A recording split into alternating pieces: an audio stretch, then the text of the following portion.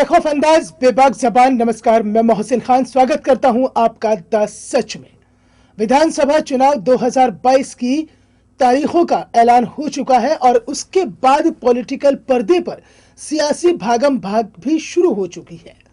अब इस सियासी भागम भाग फिल्म में देखिए कि शुरुआत सबसे पहले भारतीय जनता पार्टी से हुई है।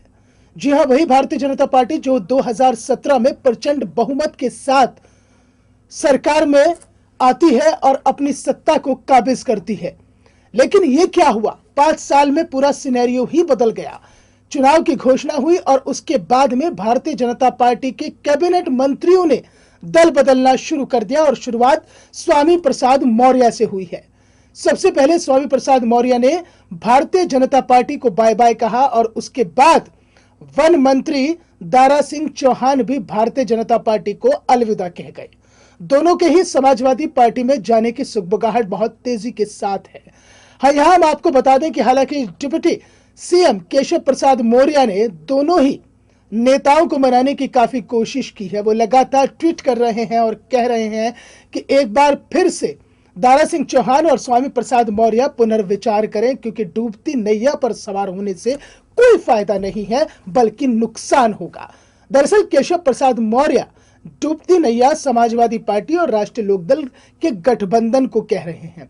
अब डूबती नैया कौन होगी और किसे नफा और नुकसान होगा, ये तो 10 मार्च को चुनावी नतीजे बता देंगे। लेकिन इतना जरूर है कि आपको मैं फ्लैशबैक में अगर लेकर जाऊं और 2017 का विधानसभा चुनाव आपको याद होगा, जब भारतीय जनता पार्टी की एक लहर सी चली थी तो ये तमाम नेता भारतीय जनता पार्टी का दामन थाम रहे थे।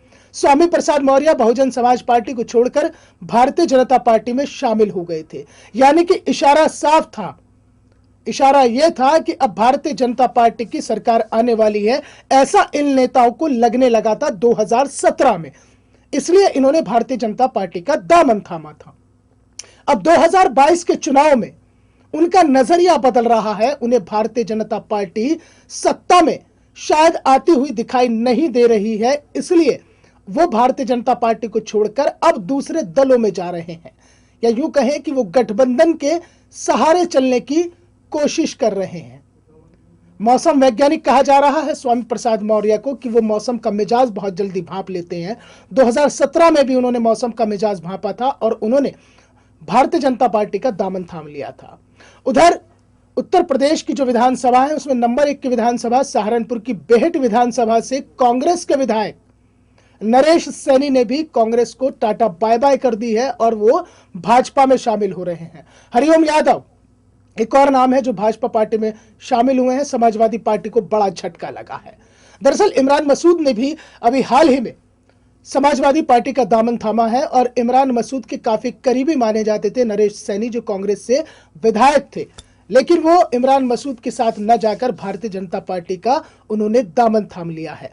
तो कुल मिलाकर अगर हम देखें स्वामी प्रसाद मौर्य का और दारा सिंह चौहान का भारतीय जनता पार्टी को छोड़ना, तो कहीं ना कहीं वो भारतीय जनता पार्टी के लिए बड़ा नुकसान भी हो सकता है, क्योंकि स्वामी प्रसाद मौर्य पिछड़ों के एक बड़े नेता माने जाते हैं और उनके पीछे पिछड़ा वर्ग का जो वोटर है वो काफी संख्या में चलता है। ऐसे में यह माना जा रहा है कि स्वामी प्रसाद मौर्य अगर इसी तरह से आगे बढ़ते रहे और उन्होंने दूसरे दलों को जाकर मजबूत कर दिया, तो जो पिछड़ा वोट भारतीय जनता पार्टी के साथ 2017 में जुड़ा हुआ था वो कहीं ना कहीं 2022 में छिटक सकता है। अगर वो पिछड़ा वर्ग का वोट छिटकता है तो भारतीय जनता पार्टी को एक बड़ा नुकसान हो सकता है। जबकि बेहट विधानसभा की जो मैं बात कर रहा था, नरेश सैनी जो कांग्रेस छोड़कर भारतीय जनता पार्टी में शामिल हुए हैं, उनका अपना दबदबा है।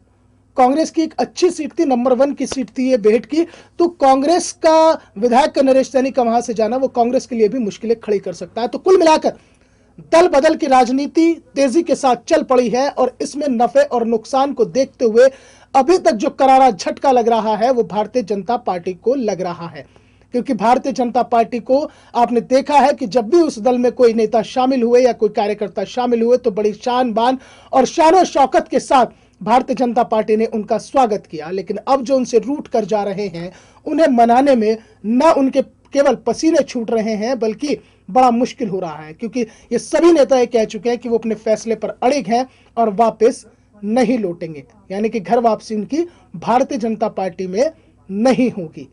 तो ठीक उत्तर प्रदेश विधानसभा चुनाव में यह उठापटक और दल बदल की राजनीति किस करवट बैठेगी, ये 10 मार्च के चुनावी नतीजे बता देंगे। लेकिन इतना जरूर है कि भारतीय जनता पार्टी के लिए राहें 2022 में उतनी आसान नहीं है जितनी कि 2017 में थी। फिलहाल इस चर्चा में इतना ही। द सच के आप इस वीडियो को लाइक करना मत भूलिएगा, सब्सक्राइब कीजिएगा और बेल आइकन भी जरूर दबाइएगा। आपसे फिर मुलाकात करेंगे किसी और चर्चा के साथ। चुनावों की सरगर्मियों पर रखेंगे हम नजर, सच पहुंचाएंगे आप तक, और उस सच के साथ ही सियासी चेहरा भी आपके साथ होगा द सच में। फिलहाल मुझे दीजिए इजाजत।